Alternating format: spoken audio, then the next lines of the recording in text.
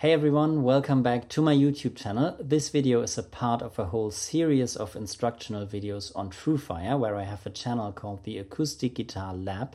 So if you like it, please check out the Acoustic Guitar Lab for more videos. I added the link to the video description. And for now, enjoy the lesson. Hi friends, when it comes to percussive guitar playing, for me there are two quite different approaches. One approach is drumming on the guitar body. And in the other one, it's all about the little sounds we create on the strings, like clicks and dead notes. In this and the following videos on my TrueFire channel, we want to look at the second approach, which I use a lot more often in my playing than the first one. But I have to tell you already now, teaching this is not so easy because this approach is a very intuitive one. What do I mean by that? When I wrote the main groove of the piece Fata Morgana from my duo album Postcard to Self with Bjarke Felgren, in the beginning it sounded like this.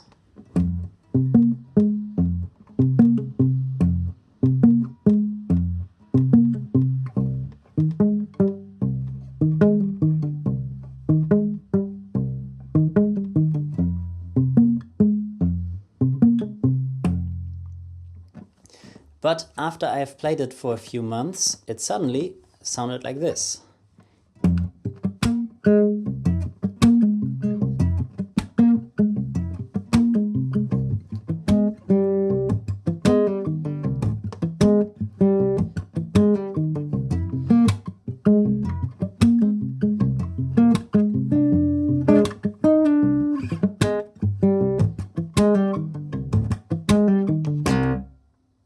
This is obviously a big difference, even if I haven't changed anything in the composition on purpose. I explain this to myself by the fact that during the writing of the piece, or also afterwards, a sound idea is developed which goes beyond the common guitar playing techniques and for which there's no obvious technical solution. But because this sound idea now exists in my head, the fingers intuitively do something that approaches this idea step by step, without consciously incorporating already known techniques. In our example, there are often multiple dead notes following each other. In slow tempo, that sounds strange and one would never compose something like this. In the musical context, however, it makes perfect sense in the end. And now that we know about this thing that can't really be planned in advance, we can still analyze afterwards what happens in these percussive grooves. I was basically forced to do this when I wrote down the compositions of my last solo album Spark. In the process, I noticed that I actually always do almost the same thing with all these percussive grooves and always play the same sequence of dead notes and clicks. In the next step, I would like to show you this sequence so you can learn it, or even make up a similar one that feels good for you. We start our little sequence with a click in the right thumb, and the thumb should land between the 5th and the 6th string. And then we rest it there, we don't lift it again, it's just staying here. Afterwards, we play a dead note with our index finger on the 4th string, and then our thumb is already in the right position to play a dead note on the 5th string. So the first 3 little noises we have sound like this: click, dead note, dead note. So we have thumb, index, thumb, thumb, index, thumb. 6th string, 4th string, 5th string. 6, 4, 5. And now there's still a little gap we need to fill, and we have 2 options to do that. The first option is another dead note, which is on the G string this time, and which we play with our middle finger. So we have thumb, index, thumb, middle.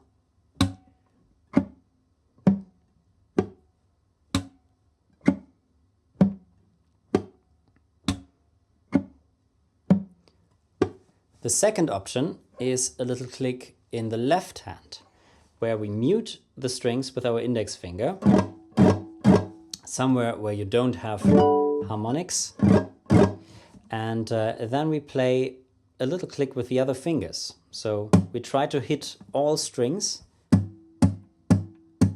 and do a quick movement like this. You don't need a lot of strength to do this, it just should be a very quick movement.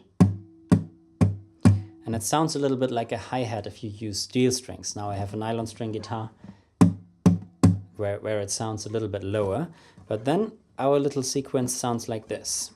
Click, that note, left hand.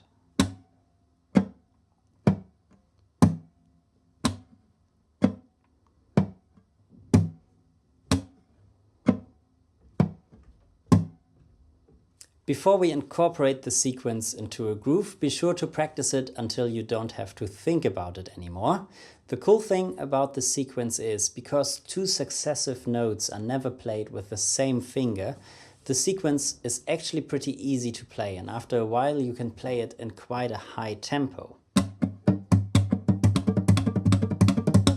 Still, I would like to encourage you to look for other combinations of clicks and dead notes which might feel even better for you. Once you have something that feels good in your fingers, we can now try to put it into a little groove. In the first step of our first groove with dead notes and clicks, we play a click, a dead note and a dead note. It's the same as we had it in the little sequence I showed you before.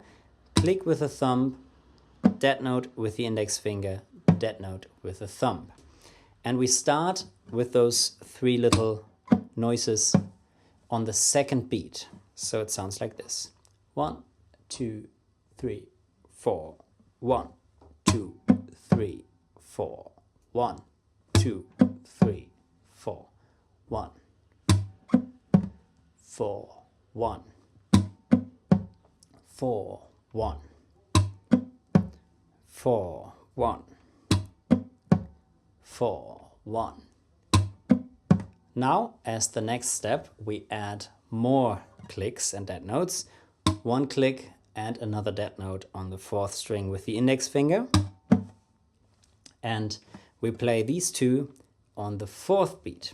So it sounds like this. 1, 2, 3, 4. 1, 2, 3, 4. 1, 2. 1, 2, 3, 4. 1.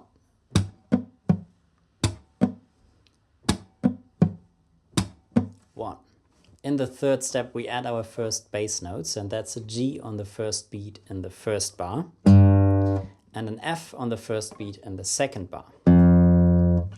And I like to tap them so they would sound a little bit more percussive and fit better to the other sounds we are making. And together with the clicks and dead notes we had before, it sounds like this. 1, 2, 3, 4.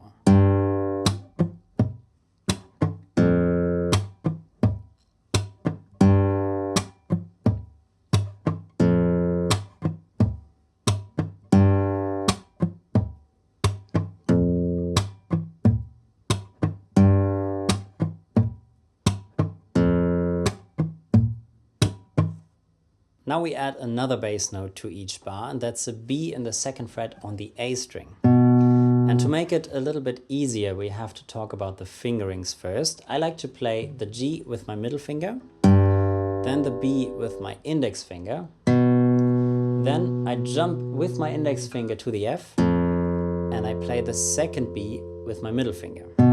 So we have middle, index, index, middle, middle, index, index, middle. And now the tricky part is to play the B exactly in the middle between the two percussive elements of each bar. I will play it very slowly so you can listen and then play along. 1, 2, 3, 4.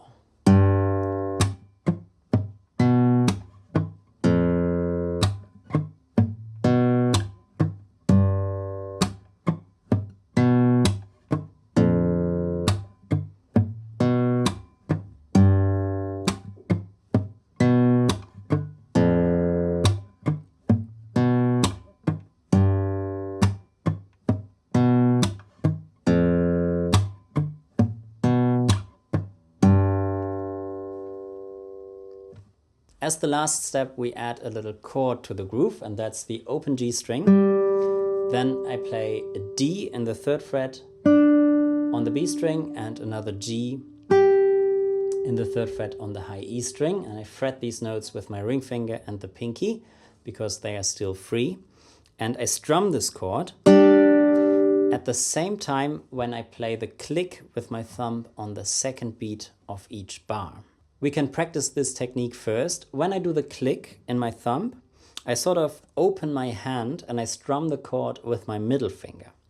So to practice this, I would do the click separately, then I would rest my thumb here and open my hand and strum the chord with my middle finger. Afterwards, I would like to try to make this gap between the click and the chord shorter and shorter until you have everything at the same time. This is how it should sound in the end. So now let's try to play the same thing as before, and always on the 2nd beat we do the click and the chord at the same time. 1, 2, 3, and...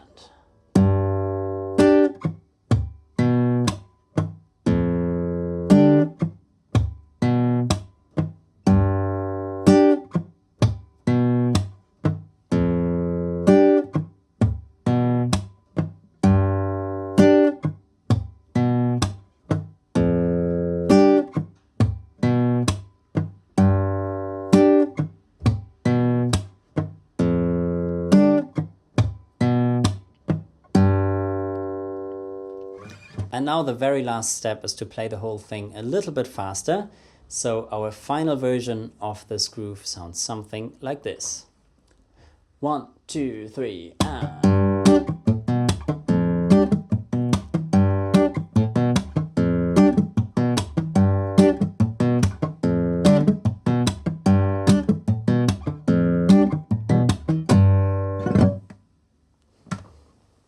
I hope you enjoyed this lesson. Please check out the Acoustic Guitar Lab for hundreds of instructional videos about all kinds of guitar-related topics.